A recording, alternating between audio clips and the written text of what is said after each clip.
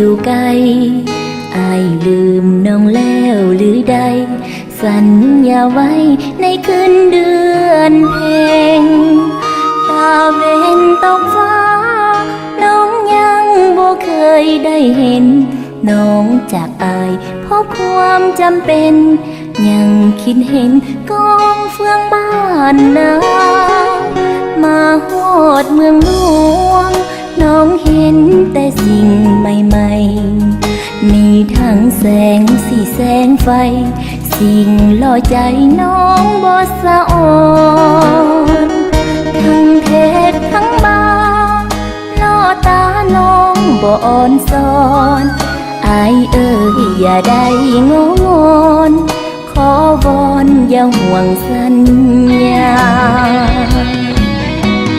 น้องยังบ่ลืมดอกนา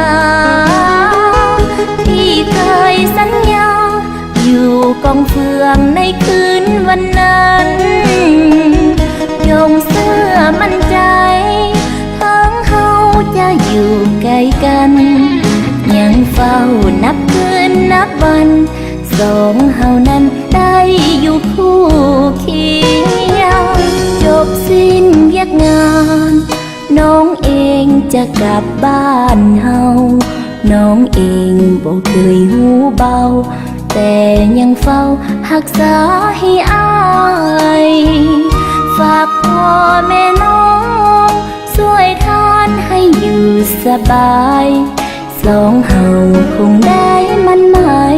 แต่งกับอายเมื่อกลับบ้านเฮา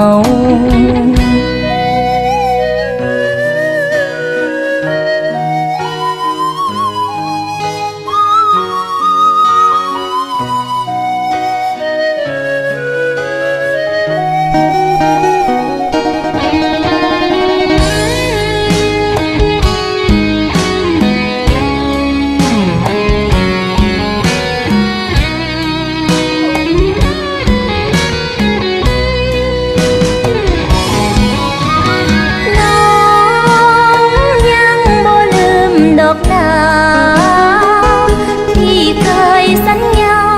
อยู่กองเฟืองในคืนวันนั้นยงเสื้อมั่นใจทั้งเฮาจะอยู่ใกล้กัน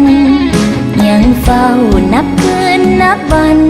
สองเฮานั้นได้อยู่คู่เคียงจบสิ้นเวียกงาน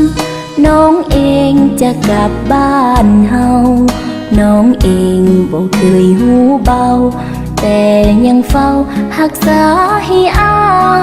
ยฝากพ่อแม่น้องช่วยทานให้อยู่สบายสองเฮาคงได้มั่นหมายแต่งกับอายเมื่อกลับบ้านเฮา